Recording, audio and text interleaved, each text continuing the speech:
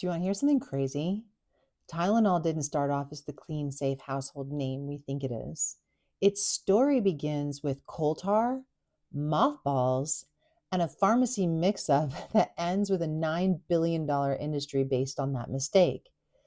I love strange history, especially when it comes to medicine, because sometimes the most common things in our cabinets have the wildest stories behind them. Take Tylenol, for example. You probably have it in your purse or your car or even your bathroom cabinet right now. It's so ordinary that we barely even question it at this point. But when you trace its origin story, it's hard not to sit back and say, wait, what? So today, I want to share the story of how one of the most popular pain relievers in the world actually began with a pharmacy mistake. A mistake involving something that today we would never even consider swallowing, naphthalene. It's the same compound used in mothballs. So in 1984, back in 1884, two German physicians, Arnold Kahn and Paul Hepp, were treating a patient with worms and a fever. Their mentor, Professor Kussmaul, suggested they try naphthalene, which at the time was thought to kill worms. Naphthalene is the active component in mothballs. So they were straight up giving patients mothballs in the late 1800s. So they went to the pharmacy, picked up what they thought was naphthalene, gave it to the patient, and guess what? It did nothing for the worms, but it lowered the patient's fever. Now, most of us might have stopped there and said, weird. But these doctors were curious and they started digging and discovered that the pharmacy had actually given them the wrong compound entirely. The pharmacist had mixed up the naphthalene with another chemical called acetanilide, something derived from coal tar, which was being used to make those bright synthetic dyes that were all the rage in Europe at the time. So essentially, the fever dropped because their patient accidentally ingested a coal tar derivative. And instead of saying, wow, maybe this is a bad idea, they thought, maybe we're onto something. And just like that, a medication was born out of a pharmacy mistake. Acetanilide was at the time marketed as antifebrin, one of the earliest synthetic fever reducers. But not long after, people started turning blue, literally. Their skin took on a bluish hue. And at the time, they thought it was methemoglobinemia, which is a condition where the blood can't carry oxygen properly. So scientists did what scientists do. They tweaked the molecule and made a new version. That became phenacetin. And years later, yet another derivative was created by another reaction that involved tin. And then they created acetaminophen, what we now know as Tylenol. So at first, even that compound sat on a shelf because early reports suggested it might be the same. It might cause the same oxygen issues. It wasn't until the 1940s that researchers realized that it was actually safer than the others. And in 1955, it was branded and then sold as Tylenol. Now, let's just pause for a second here because that is quite the journey from mothballs and coal tar to something we now give to toddlers and take without a second thought. And it really makes you wonder if that first pharmacist hadn't made the mistake, what would our medicine cabinets look like today? It's fascinating and a little unsettling that so many of our everyday drugs started not from nature or intention, even, but from accidents and industrial byproducts.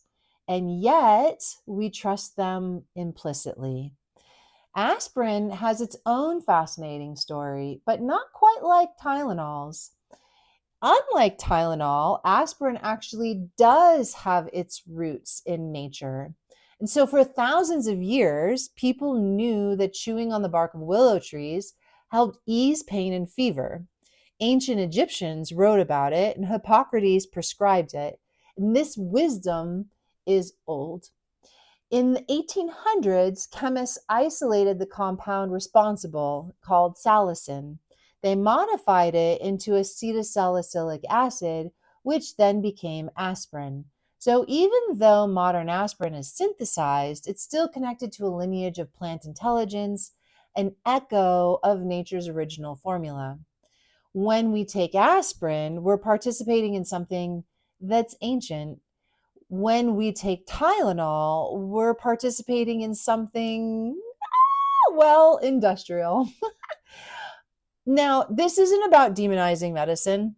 Tylenol can be helpful when used properly, but it's also important to know that just 20 pills taken in a short amount of time can be lethal.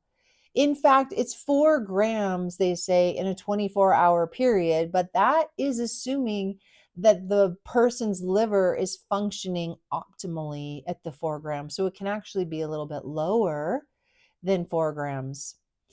The liver metabolizes Tylenol through a pathway that creates a toxic byproduct, a compound in your body that has to be neutralized with glutathione. If glutathione runs out, the toxin builds up, and that's what causes liver damage. Now, interestingly, in natural medicine, we love using glutathione. It's one of our best antioxidants that we use. And we also use NAC, which is the precursor to glutathione.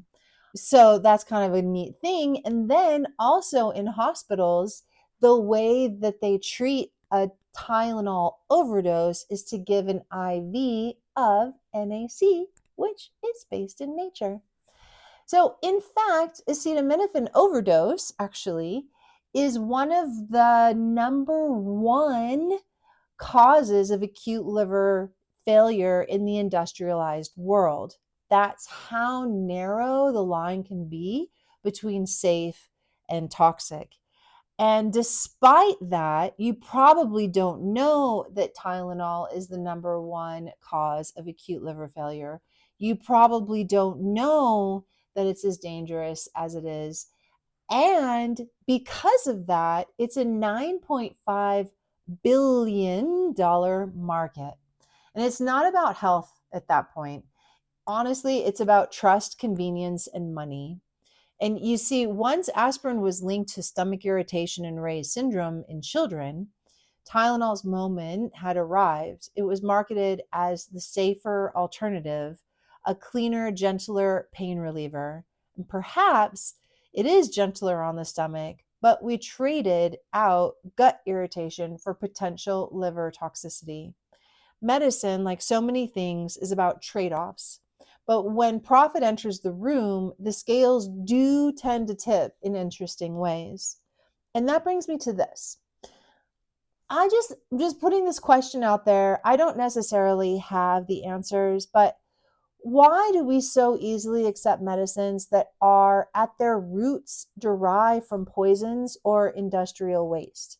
If something originates in coal tar or has a lineage that began with mothballs, how far do we need to drift from that origin before we stop asking where it came from? It's not that modern chemistry is evil, it's that we've forgotten to keep asking questions. We've forgotten to stay curious about what we put into our bodies. Our grandparents and the healers before them didn't need $1 billion marketing campaign to tell them what worked.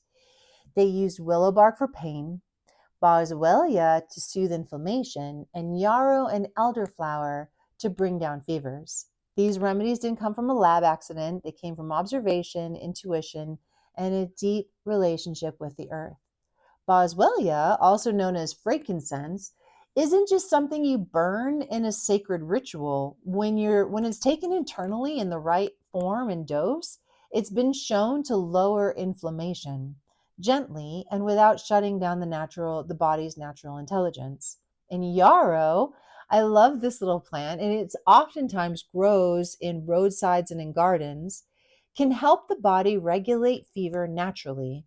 It encourages sweating, allowing the body to release heat and find balance again.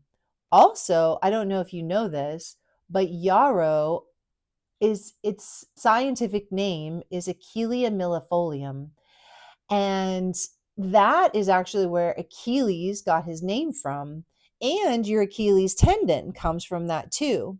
So the myth goes that his nursemaid wanted to protect him, or his mother, I don't remember which character, but they made a vat of yarrow and they held him by his Achilles tendon and they dipped him in this vat of yarrow for protection.